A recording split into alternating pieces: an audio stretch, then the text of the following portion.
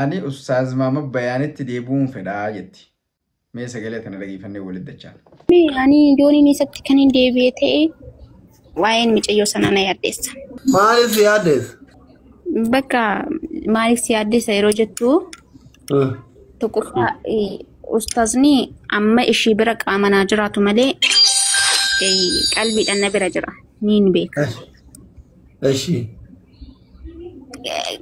Kan amma gargar baaniyyuu qalbiin na bira jiru gaafa immoo walitti deebinee isa bira deemu immoo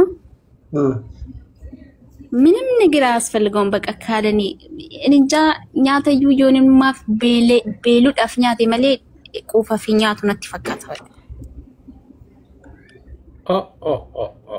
على حرب بيجانا ربني هذا حرب الحب ميجيو كانا يونيني اني اكا مكنوسو كانت يو كنوسو ايسي اكا حالا امجرو كانا يو جيجيري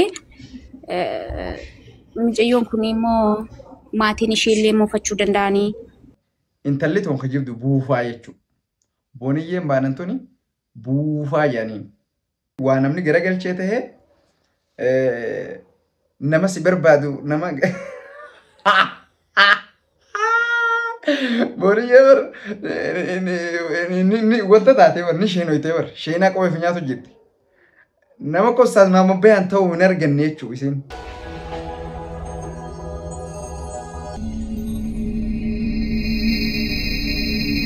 السلام عليكم جرجرتو جالتم توتا إلمان بيا الدنيا ربي ومتنا قبا جرتم بقى جراتنا سنين جاران تنا بريكنج نيوز أدو أداتي سنين قبا يتشورا أدون سوماليو جتن أستاذ ماما بياني في بوني انتلاشواني بيتنا كل جالتني والفوراني نخاو جي قبا چاتوراني بودر ديماني أكاد دبان بيتنا سنين دنو يتشورا وري السوشال ميديا خنا قبا جرون تخيسن بيتنا أما مالتلو في سيتن Ustaaz Maamad Bayaan fuudheeti bultii jaarratee biyya keessatti jechuudha. Dubrummaa qabdi jee ture.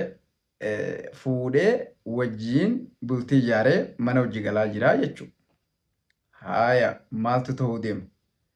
Maal jechuu deemtu warri jettan? Haalata akkanaa kana keessa osoo jiruuti qalbiin isaa maxxummaa argachuu dadhabde jechuudha. Argitanii? gammachuu argachuu dadhabde imaana argachuu dadhabde ziqi jettee gadhaabachuu dadhabde barsiisuu ijoollee barsiisuu dadhabe yaan akka himat akka oduu himaa jiranitti dadhabee jira jan barsiisuu maalirraa kan ka'e booniyyee intala shawaa baay'ee takka jaalachuu ture hedduu jaalataa nama jaalatan kana gaa daddafanii onnee keessa naman batu wayyoo kamuma taana dhiiroo dafee onnee keessa naman batu yeroo dheeraa isa arguu dhiistee yaadachuu dhiistee quraana qaraatee nama bakka san buufattu wajjin jiraattee osoo jettu lakka lakkaayyoo irraanfatte malee dafee nama keessan badu jechuudha. Ammaan tana maaltu ta'uu deema? Booniyyeen maal jettan seetan arraan tana marii kaabbuttuaatii fi aslii wajjin tiktook irra mari'attee isiis keessa bubbulteen see dubbiin. Ani Ustaaz Maamad Bayaanii wajjin walitti deebi'uun fedhaa. Isinilleen garteemi akka ustaazaa san nama ta'uuf hin arganneen si agamma. Anaanillee wal jaalanna qaadhimuume jechuudha. Qaadhimaa hegereenii beektanii qaadhimaa hegereeti jechuudha. Akka Ustaaz Maamad Bayaan san hin ta'u waan. Isinii galteemi garuu 50-50 ana bira 50-50. An qoftiin 180 ta'uu hin jaaladhu jechuudha. Kanaafuu maaliin xiinxaluu jiranii beektanii intalli toon ka jirtu buufaa jechuudha. Booniyyeen baanantoni buufaa jaaniin dhageeffattan amma yoonii fi Ustaaz Maamad Bayaan deebi'ee wajjin jiraannu taate intala fuudhe san tana dura fuudhe tana ani bootaan qabuu fi hiikoo qabaa isii gadhiisee anaa hojii jiraachuu qabaa jechuu isiiti. Ni beektanii warri dhalaa ni beektan dubbii dhalaa tana ni beektan waan dubbiin deemtuuf ifa gala jechuudha. Yaanni isii Ustaaz Maamad Bayaan inni deebi'aa intala amma fuudhee hojii jiru tana haayikoo ni yaadawaa fi yaanii ni yaadawaa fi jechuun maali yoo nannaaf inni walitti dachaane biraan dhaqee hojii jiraadhaa isii ari'uu qabaa isii ari'uu sanirratti xiqqoo na dhageemti ni yaadawaa laal yoo isii ari'e malee ani isa deebi'ee wajjin hin jiraadhu jechuudha ammumaa rakkoo jechuudha kijibdu buufa nama buufaa nama nina nama dhugaan deemu akka kiyyaa kana mana nama Lalu karaa gabaabaa jechuudha. Imaanummaan kunuu bakka afur qoodama rabbitti amanuufu. Tokkoffaa warra dhugaaf rabbitti amanu. Lammaffaa nama rabbitti amanee waan rabbiin jedhu beeku faayidaa itti fayyadama faayidaa waan lubbuu isaa jala leeshtaroo biita manan qaliilanii san horii xixiqqoo jee haaqa rabbii san hin himne imaana lama. Imaanni sadaffaa kanuma zimbiloo akkanuma amantu bakka xayyib waan namni sitti himes xayyibuma jettaati bakka amanteet mafirraa nagayaan jiraatte jechuudha. Waan rabbiin jedhu sunuma amanta waan namni si jedhu sunuma amanta. Sadii. Afraffaan warra rabbiin beekne jechuudha. Warra rabbiin sadii faa jedhu lama faa jedhu kana jechuudha. Imaanni bakka afreen kana qoodamu. Kanaafuu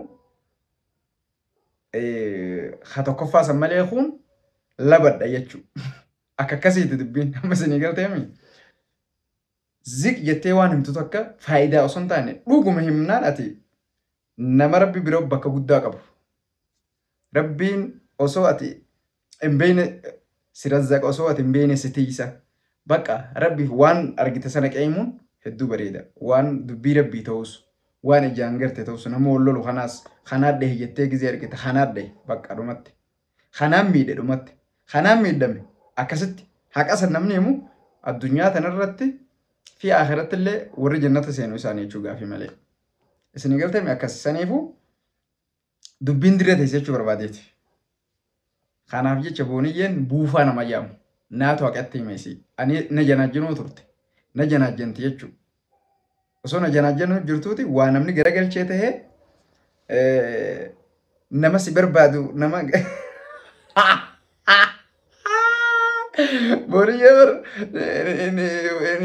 wanta taatee bar ni sheenoytee bar sheenaa qofa fi nyaatu jirti. Nama akka ustaaz maama bayaan ta'uu hin arganne jechuudha isin. Nama hunduu akka ustaaz maama bayaan itti taphattutti fakkaata. Isin galteemi. Ana wal jaalattus ka ani wayin ustaaz maama bayaan hiree anam zaadha. Na beeytanii akkanumaan beeka. Siidaa jechuudha. Saniifuu nama ofii jaalatu barbaadurra nama si jaalatu gartee ajajamuutu irra jiru ofiitiif namaaf tahaa. Jechuunis amma akka jecha arabootaati jechuudha. Arabni maal jaa seetan dubartiin nama isii jaalatutti yoo heerumte irra wayyaadha. Yooniif nama ofii ishiiti jaalatutti heerumte akkana adda keessa akka dhayeeti ariyaa dhiitee ariyaa nama ofii jaalatutti heerumuun sirrii miti yaa araboonni jecha arabootaati. Kanaafuu isin jecha kana fayyadamuu feeti jechuudha. Amma isin galteemi laaltee waliin laalteeti namaan jala fifiigurra miidhamuun oolu kana jala fifiigee shururu na godhatu sun tura wayyaa jechuusiiti. Sun eenyu jennaan ustaaz maama bayaan. Okay, ustaaz maama bayaan fuudhee jaartee qabaree jettee gizee yaadde gaamma ittiin deebi'ee isii sanii qabaa. Laal yaada isiiti bara qalbiin dubartootaa darre hin jenne. Qalbiin dubartootaa akkuma harmatti kanuma gararraati. Didaa dubbii tanaa namni hajjiba sirraa qaamna banii didaa warri dubartootaa. Boon urrarraatu jaa rabbiin walqixa jaa isin maaliif if gaqqabuu feetan? Hayi ana ammoo walqixatti namana dhiiraaf dubartiin walqixa. Dalagaa sumna walqixa dalaguu qaban waanti walqixa dalaguu qaban. Dalagaa dalaguu jiru waanti keessa yaada kabajaa waan hunda keessa walqixa dhiiraaf dubartiin. Walin caalan mana keessatti inni dalaguu qaba isinis dalaguu qabdi yoo isin achi dalagde isin asii dalaguu qabdi akka Ameerikaa san jechuudha akka Ameerikaa suni akka seera rabbiiti sirrii dhibbaan dhibba sirrii ammoo dalagaa humna ala deemee bakka fagoo deemee waa fiduun dhiirarra jirti akkas kanaafuu booniyya taa'e firraa yaaboo dhadhaan ifumaajii na dhugi jeeyyan ifumaajii taa'e hin dandeessu amma booda jechuudha. Sigalteemi hin dandeemu waan hin taane irraa of gorsiin sinjaa arraafan galmaan irraa dubbadha ustaazatti deebi'uu akka feetus asumaanuu viidiyoo tana dhageessanii jirtan isinis mee isinoo haa walit dacha'anii jettanii warri yuutuuba kiyya kana jala jirtan mee isinillee yaada kanadhaa dubbii tanarratti viidiyoon illee gabbaa haasawaa yuutuuba irratti bakka feetan irratti haa walit deebi'anii jettammoo sumaa haa heerumtuu jettan bakka tan addanuu baasaa. Anammoo walitti deebi'uu hin taaniin jaa